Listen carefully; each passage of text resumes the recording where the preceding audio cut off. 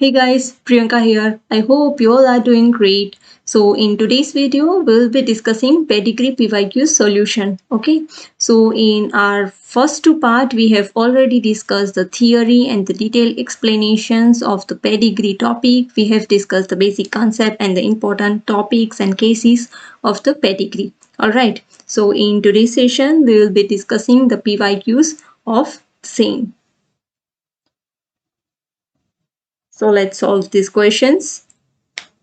So here are the questions in front of you. You can solve along with me. You can pause the video and find the solution and solve along with me. Alright. और एक और चीज यहाँ पे आपको pedigree दी है और pedigree में आपको बताना है कि कौन सी टाइप कौन सा इनहेरिटेंस को फॉलो कर रही है. ऑलराइट. तो हो सकता है कि ये एक या फिर एक और दो पेडिग्री की टाइप को एक साथ ही फॉलो करता हो. ओके. जो इतना पार्ट आपको दिया है ऐसा जरूरी नहीं कि सिर्फ एक ही टाइप को ही फॉलो करेगा. Alright. So let's solve this. तो पहले हम ऐसे जब क्वेश्चंस आपके सामने आए तो हम जीनोटाइप राइटिंग मेथड से हम देखेंगे. ओके. कि कौन से पेडिग्री ये फॉलो कर रही है, किस टाइप की है ये. ऑलराइट. सो हम स्टार्ट करते हैं कि ऑटोसोमल रिसेसिव और डोमिनेंट दी है तो हम ऑटोसोमल से पहले स्टार्ट करते हैं, फिर देखते हैं कि कहाँ कहाँ से आंसर बन रहा है, फॉलो कर रही है या फिर नहीं. हमने देखा था हमने हमारे पिछले दो पार्ट में कि अगर ऑटोसोमल रिसेसिव है तो दो स्मॉल ए जब साथ में होंगे तभी ये डिजीज कोज करेगी. राइट. तो हमें पहले यहाँ पे इसके जीनोटाइप लिख देने हैं कि जहाँ पे आपको डिजीज वाली कंडीशन दिखे तो यहाँ पे आपको मैं लिख रही हूँ कि दो स्मॉल ए, मैं हर जगह पे लिख रही हूँ कि जहाँ पे आपको डिजीज वाली कंडीशन दिखे तो वहां पे ये पहले मार्क कर दो.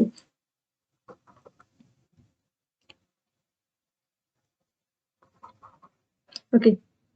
अब देखते हैं कि ये फॉलो कर रही है या फिर नहीं. अगर इस सन के पास दो स्मॉल ए है, ओके, दो स्मॉल ए वाले एलील आ गए तो ऑफ कोर्स मदर के पास भी एक होना चाहिए. ओके. मदर के पास भी एक होना चाहिए और मदर दिखने में तो नॉर्मल दिख रही है तो हो सकता है कि ये कैरियर होगी. ओके. हमने बात की थी कि ऑटोसोमल अगर रिसेसिव की बात आए तो वहां पे ही कैरियर वाली कंडीशन सिर्फ बन सकती है. और अब हम देख रहे हैं पहला ऑटोसोमल रिसेसिव ये फॉलो कर रहा है या नहीं. ओके. हम ये चेक कर रहे हैं. अब हम देखते हैं कि फादर के पास दो स्मॉल ए है तो यहाँ पे भी एक स्मॉल ए यहाँ आया और एक यहाँ आया होगा. ओके.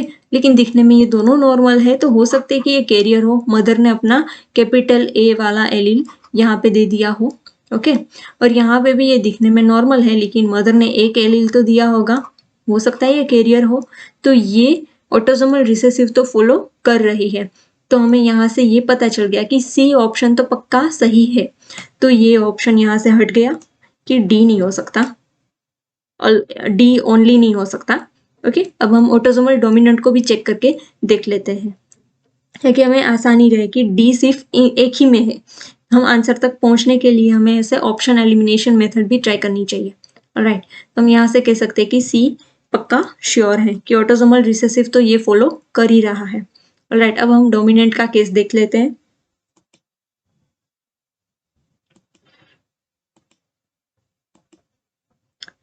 अब सी तो यहाँ पे सही है. अब डोमिनेंट का केस देख लेते हैं कि अगर डोमिनेंट हुआ तो नॉर्मल सिर्फ एक ही कंडीशन में है. यहाँ पे एकदम उल्टा ऑटोसोमल रिसेसिव का सारे नॉर्मल दिखे, वहां पे दो स्मॉल ए वाले जीनोटाइप लिख दो. ओके. हमें पता है कि डिजीज वाली कंडीशन ऑटोसोमल डोमिनेंट में या फिर यहाँ पे या फिर ऐसी वाली कंडीशन में ही डिजीज हो सकती है in the case of autosomal dominant. तो यहाँ पे ये नॉर्मल है. ओके. ये नॉर्मल कैसे आया? हो सकता है कि मदर के पास ये वाला जीनोटाइप हो ताकि ये आया और यहाँ से स्मॉल ए आया और ये वाला सन नॉर्मल हो गया. ऑलराइट. फादर के पास दो स्मॉल ए है, ये फादर नॉर्मल है तो एक स्मॉल ए इसको दिया होगा, इसकी डॉटर के पास एक स्मॉल ए होगा. लेकिन मदर के पास एक कैपिटल एलील है and we know कि only one allele is also responsible for causing disease in autosomal dominant case or even in dominant cases. Okay, ये बात हमने हमारे पिछले वीडियोस में डिस्कस कर ली है. अब हम ये देखते हैं यहाँ पे फादर का जीनोटाइप कुछ भी हो सकता है दोनों में से, लेकिन हमें कंफर्म करना है। तो यहाँ पे एक स्मॉल ए आया डॉटर के पास, एक तो मदर ने दिया और दूसरा आया होगा फादर के पास, तो फादर के पास ऐसा वाला जीनोटाइप होगा। ओके, और मदर यहाँ पे नॉर्मल है, तो मदर ने इस सन को एक स्मॉल ए दिया होगा यहाँ से, और फादर ने दिया होगा एक कैपिटल है। ओके, तो ये पेडिग्री भी ऑटोसोमल डोमिनेंट भी फॉलो कर रही है और ऑटोसोमल रिसेसिव भी फॉलो कर रही है।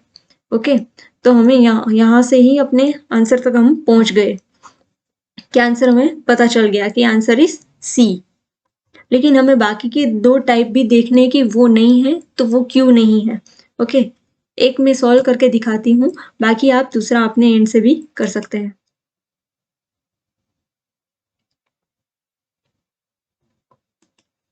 देखते हैं कि ऑटोसोमल रिसेसिव भी फॉलो कर रही है या फिर नहीं। Okay, sorry, x linked recessive follow कर रही है या नहीं, ये हम चेक कर लेते हैं कि अगर, तो यहाँ पे डिजीज वाली कंडीशन में यहाँ पे स्मॉल ए वाई, क्योंकि फादर के पास इसी वाली जीनोटाइप होगी। फिर इन केस ऑफ हियर तो यहाँ पे इसी जीनोटाइप होगी।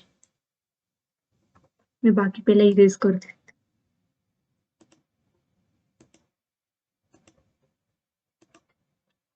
अभी हम देखते हैं कि autosomal recessive x linked recessive follow कर रही है या नहीं।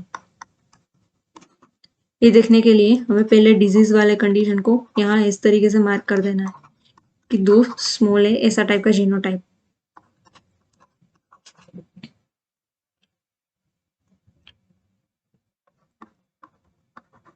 लेकिन हमें यहाँ से ही पता चल गया कि अगर डॉटर इज अफेक्टेड तो दो स्मॉल ए इसके पास है, इसके एक्स क्रोमोसोम पे, तो फादर तो उसको एक एक्स देता है। तो अगर डॉटर अफेक्टेड है, तो हमने कल ही अपने प्रीवियस पार्ट में ही अपने कंसेप्ट पे देखा था कि अगर डॉटर अफेक्टेड है तो फादर शुड बी अफेक्टेड, क्योंकि एक एक्स तो यहाँ से ही आना चाहिए। तो ये पेडिग्री फॉलो नहीं कर रही। ओके, फादर नॉर्मल दिखाई दे रहा है, तो फादर के पास ये वाला जीनोटाइप होगा, ये वाला जीन होगा, जो कि डॉटर के पास वो नहीं है। तो हम कह सकते हैं कि ये एक्स लिंक रिसेसिव तो फॉलो कर ही नहीं रही।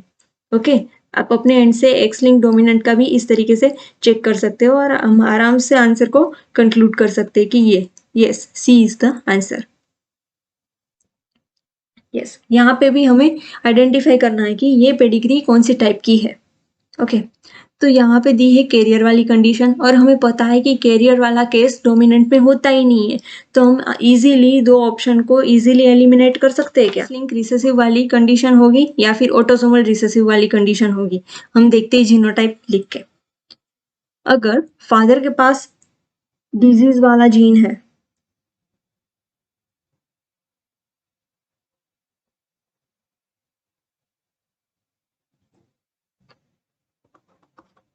फादर के पास ऐसा जीन है, अगर हम पहले एक्स लिंक देखें तो फादर के पास ऐसा जीनोटाइप जीन प्रेजेंट है। ओके, तो हमने कंक्लूड किया था कि if father is affected then 100% their daughters may will carry carrier वाला जीन। ओके, एक डिजीज वाला जीन तो होगा उसके पास, ऐसी वाली कंडीशन होगी यहाँ पे, क्योंकि मदर यहाँ पे दिख नॉर्मल रही है। हो सकता है कि वो कैरियर हो भी या ना भी हो, लेकिन यहाँ पे कैरियर है तो पक्का मदर ने एक अपना एक नॉर्मल एलील दिया होगा। ये भी हो सकता है या फिर ये भी हो सकता है। ओके, तो यहाँ पे भी कैरियर वाली कंडीशन है, तो ये हम यहाँ से फुलफिल कर रहे हैं कि father is affected then their daughters are carrier, तो ये एक्स लिंक रिसेसिव फॉलो कर रहा है। Okay, so answer is the C. अब आते हैं हम प्रोबेबिलिटी वाले क्वेश्चंस पे कि इसे हम कैसे आसानी से सोल्व करें। ऑलराइट, क्वेश्चन में ही दिया है कि रिसेसिव ऑटोसोमल ट्रेट है, तो हम सारे डिजीज वाले को हम ऐसे जीनोटाइप मार्क करते हैं।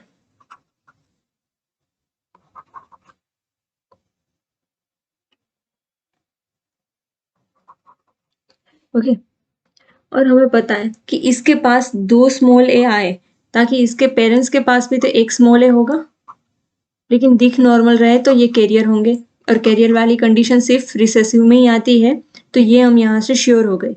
ऑलराइट,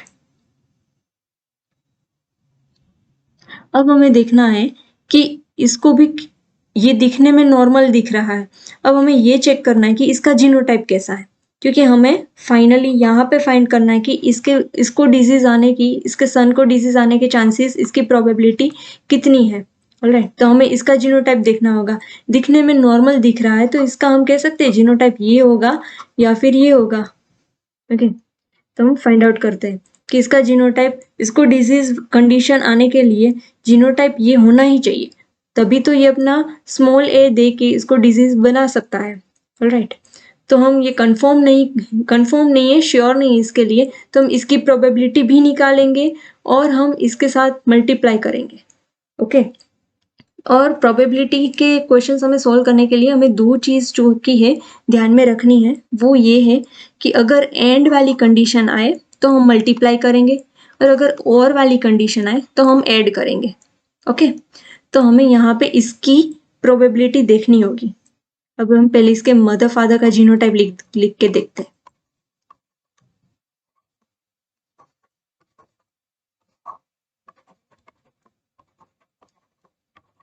ऐसी वाली कंडीशन हो गई, तो हम कह सकते हैं कि यहाँ पे इसकी कैरियर होने के चांसेस 2/3 हुए। क्यों हमने इसे कंसीडर नहीं किया? क्योंकि ये डिजीज वाला दिख ही नहीं रहा, तो इसे हम काउंट भी नहीं करेंगे ना, क्योंकि हम श्योर है कि इन तीनों में से ही कोई होगा, और इनमें से ही इसके कैरियर आने की प्रोबेबिलिटी हमें देखनी है। So we are considering 2/3। Alright, अब हमें ये पता है कि इसकी 2/3 प्रोबेबिलिटी है कैरियर होने की। अब हमें कैरियर को डिजीज वाले के साथ क्रॉस करके देखना है कि दो स्मॉल ए आने की प्रोबेबिलिटी कितनी है।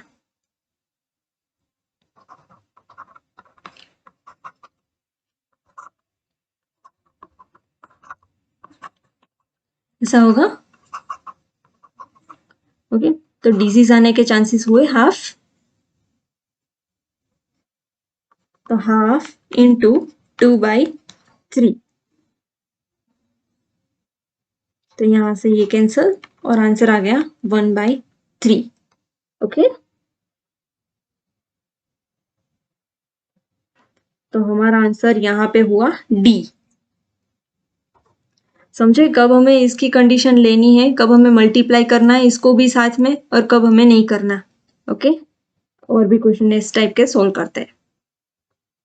यस, ये बड़ा मजेदार क्वेश्चन है। इसमें आपको पेडिग्री की टाइप भी देखनी है और प्रोबेबिलिटी भी निकालनी है। ओके, और यहाँ पे सारे ऑप्शन रिसेसिव है, तो हमें सिर्फ यही देखना है कि ये ऑटोसोमल है या फिर एक्स लिंक है। ऑलराइट, तो पहले ऑटोसोमल चेक करके देखते हैं। ऑटोसोमल चेक करने के लिए हमें पहले सारे डिजीज वाले को ऐसे स्मॉल ए हर जगह पे डिनोट कर देना है, ताकि हमें आसानी रहे जीनोटाइप फाइंड करने में।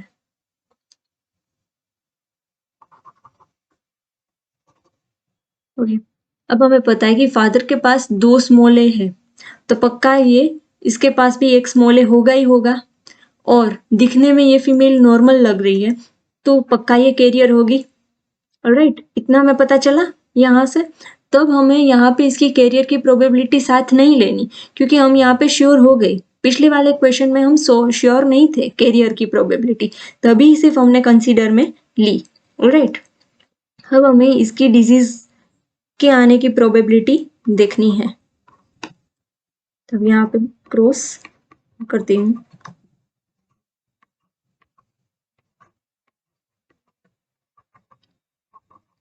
तो डिजीज आने की प्रोबेबिलिटी हुई 1/2, तो हाफ हुई, और ऑटोसोमल रिसेसिव को भी फॉलो कर रहा है, तो हम बस एक ही क्वेश्चन यहाँ से, एक ही ऑप्शन से हम आंसर तक पहुंच गए कि yes, C is the answer, autosomal recessive, and probability हमें मिली जो कि हाफ है।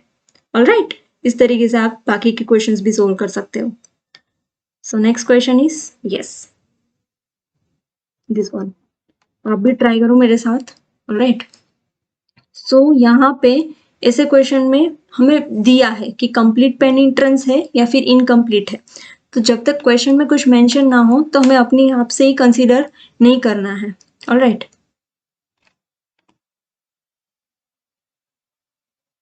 और यहाँ पे मेंशन भी है कि जो थर्ड का 1 है वो कैरियर है, जो थर्ड का 1 है वो कैरियर है, वो ऑलरेडी हमें इसका जीनोटाइप गिवन है, तो हम यहाँ पे इसका कैरियर वाला जीनोटाइप लिख देते हैं।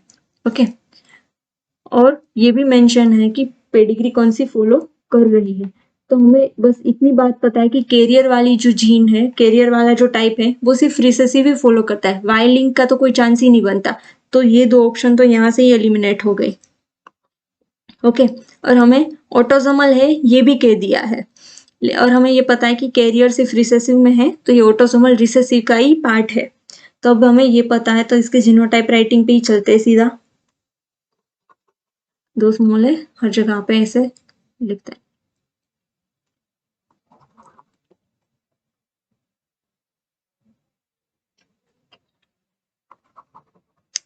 ओके। तो हम यहाँ से इसके पेरेंट्स की जीनोटाइप पे जा सकते हैं कि यस, इसके पेरेंट्स पक्का कैरियर होंगे, क्योंकि दो, एक तो स्मॉल है इसके पास होगा, एक स्मॉल है इसके पास भी होगा। ये कैपिटल है और ये कैपिटल है, दोनों कैरियर होंगे, तभी तो इसके बच्चे, इसको सन को डिजीज वाला जीन दे दिया। ऑलराइट। हम अभी इसकी जीनोटाइप जाननी है, तो हम इसके पेरेंट्स को क्रॉस करके देखेंगे कि इसके कैरियर आने के चांसेस कितने बनते हैं, तभी तो ये डिजीज कोज कर देगा। ओके। तो हमें, क्योंकि दिखने में नॉर्मल लग रही है फीमेल, तो इसकी हम कैरियर जाने की प्रोबेबिलिटी जब हमने पहले पिछले क्वेश्चन में भी की थी, तो हमें पता है कि 2/3 है कैरियर होने की प्रोबेबिलिटी। ऑलराइट। और अब हमें कैरियर से देखनी है कि इसकी प्रोबेबिलिटी क्या बनती है।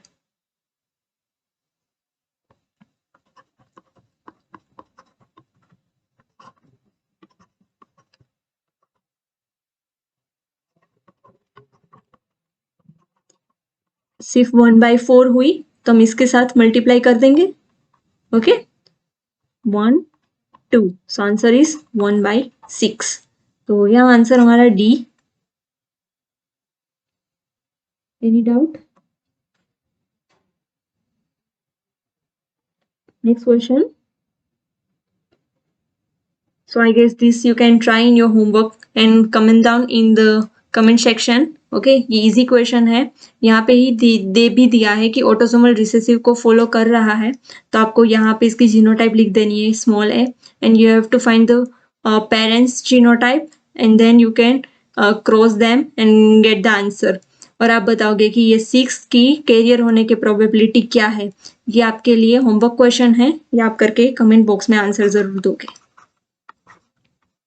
Okay, so that's it guys, thank you for today, signing off। मिलती हूँ बहुत ही जल्दी अपने नेक्स्ट कंसेप्ट और नेक्स्ट वीडियो के साथ। Bye and take care.